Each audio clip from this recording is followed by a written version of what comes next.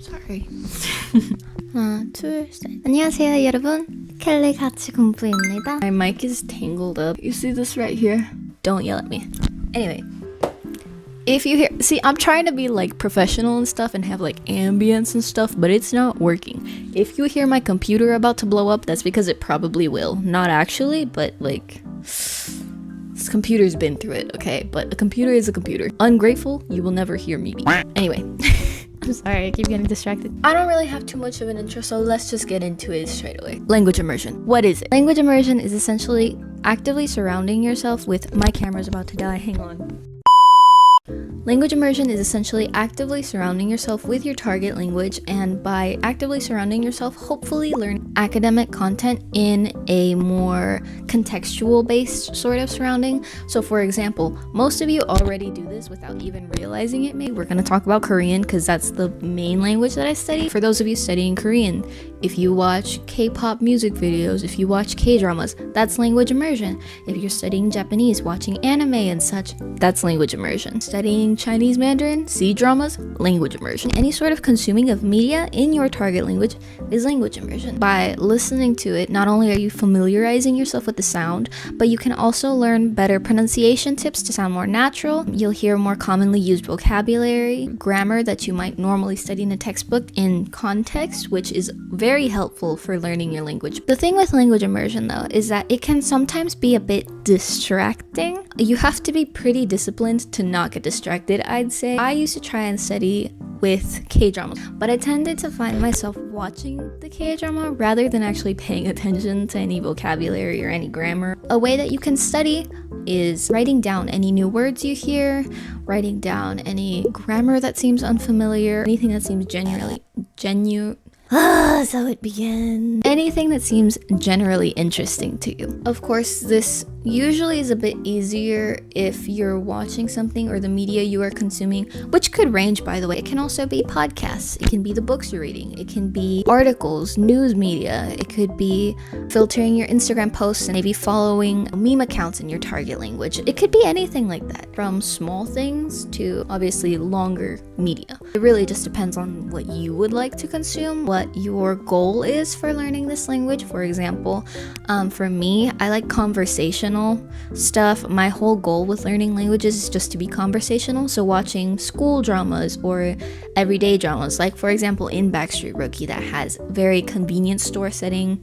For me, that's more useful because I can hear daily, day-to-day conversation and vocabulary being used. That's how I studied my target languages with immersion. Well, anyway, hey, so my camera died, so we're going back to this. So the main things when studying a language with language immersion are gonna be fitting the content to your needs, ensuring that you can stay disciplined enough to pay attention to what you're actually studying and making sure you're processing the information, and then reviewing what you learned after. So you have to make sure that you're actively studying. You're trying to get it to stick in your head, so you need to do a lot of active recall, and that can happen with reviewing your vocabulary, testing yourself, or just generally putting into practice what you learned. That way it stays in your long-term memory. Now, doing this by yourself is doable. It just takes some discipline and a little bit of extra hard work. If you have a busy lifestyle, having something where it can already be done for you could be useful. Where am I getting at with this? Let me tell you something. Fluent U reached out to me and asked me to try them out and give them sort of a review. I already use language immersion in my normal study routine, so what I did was I incorporated using Fluent U instead for about 2 weeks. Here's a little bit of my initial thoughts, and I'll let Past Kelly talk to you about that.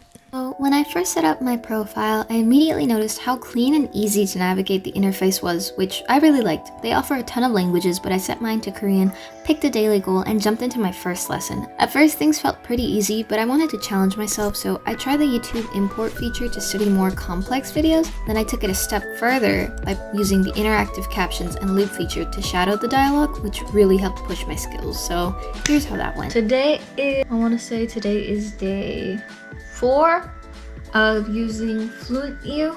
I've never used an immersion website specifically designed for this, but it's very easy to navigate so far. I'm enjoying it.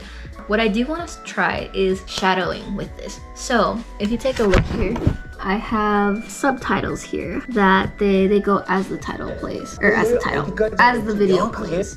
And when I hover my mouse over them, they stop. So what I want to do is I want to shadow what he says the first time through. He talks really fast though, so I'm gonna try and keep up. Let's try mirroring this the first time through. I'm gonna stumble over my words a lot, but this is the reality of it, guys. So this is how we learn.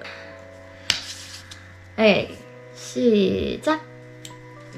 첫 번째, 내가 오늘 어디까지 무엇을 해야 될지 명확하게 알고 있으니 회의를 통해서 비슷한 성격의 것들을 함께 매일이나 전화하는 남에게 어렵고 하기 부담스러운 일을 토대로 잡아야 우선은 집중해서 일을 하고요. 마지막 네 번째는 전략화 습관적으로 매일매일 야근. 오케이, 바이. Wait! 인생 관리 시스템이 있었습니다. So we're gonna do that again. This time I'm just gonna listen because Mans was speaking at speeds unfathomable to me. 메일이나 하지만 너는 남에게 요청하기. 그리고 내가 집중해서 해야 돼. 균형을 이루는 사람들은 자신만의 인생 관리 시스템이 있었습니다. While that wasn't perfect, it was a lot better than the first run through. So it worked. I'm gonna do the quiz now. I'm gonna go over the vocabulary that I saved from this and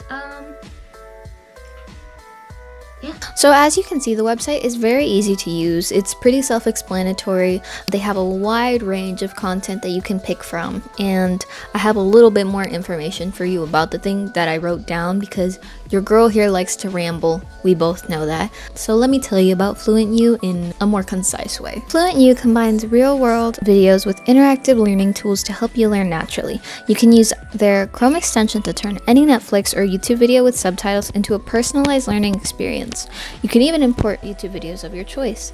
It's more than just watching videos though. Fluent U lets you look up words instantly and provides example sentences, images, and tips. You can even see other videos where the word is used so you truly get a feel for how it works in real life context. Fluent U also makes reviewing seamless, guiding you from learning individual words to forming full sentences. Plus, for beginners, finding authentic content can be tough, but Fluent U's curated video libraries are designated for beginner and intermediate learners, and it's super flexible. You can use Fluent U as a dictionary, as a course with structured content, or just explore videos at your own pace.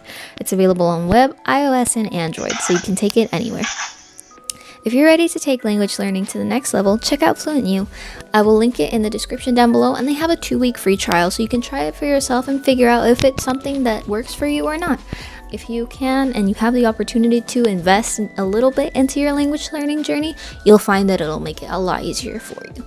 And like I said, Fluent U's accessibility makes it an extremely appealing app and tool for language learners. I will say that something I did appreciate about Fluent U was their easy accessibility. So during the 2 weeks that I was trying Fluent U, a family member of mine had a surgery. I was in the hospital for a couple days, and during my downtime or free moments that I did have, I was able to use Fluent U's app actually to make sure I was still keeping my streak, which I did lose for a little bit because I misunderstood how the points worked and stuff. I thought it was 5 minutes a day. I thought it was counting my time on there, but it associates an amount of minutes with a number of points. So they use points and stuff for every video you watch. The certain amount of points, coins, equals 5 minutes.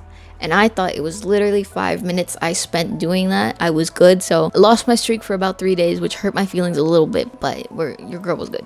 I figured it out. That's okay. That's the important part. I'm a little slow. That's okay. Aren't we all? But yeah, so I was able to use the app to keep up with my studies, and it was a very gentle way of making sure I was having some fun and had a little bit of a break because being in the hospital is stressful, and at the same time doing something productive. So a win-win. And their app has a mic you can use on the app, which is one of my favorite ways to practice, is actually reading out loud and having it grade my pronunciation. That's always been one of my favorite things on any learning thing that I'm using.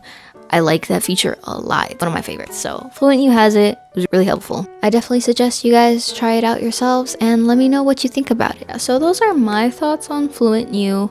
Would I recommend it to others? Yeah, I definitely try it. You have a 2-week free trial, so why not try it out?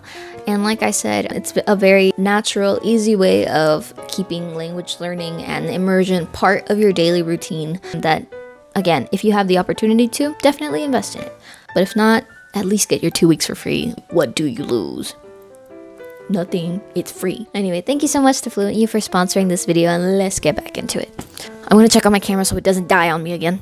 So the most important parts with language learning or with immersion, the most important parts are those 3 things, I'd say, is making sure that you're accommodating the media that you're consuming to your language goals, the reason why you're learning this language in the first place, making sure you can be consistent with it, and making sure that you are reviewing and actively recalling what it is you learned. You might get ahead farther by just sitting yourself down, reading through a textbook, because at least that takes discipline, and discipline is the key in language learning in general, but especially in immersing yourself, because although it is the fastest way to get there, if you don't do it right, it's probably the slowest way to get there.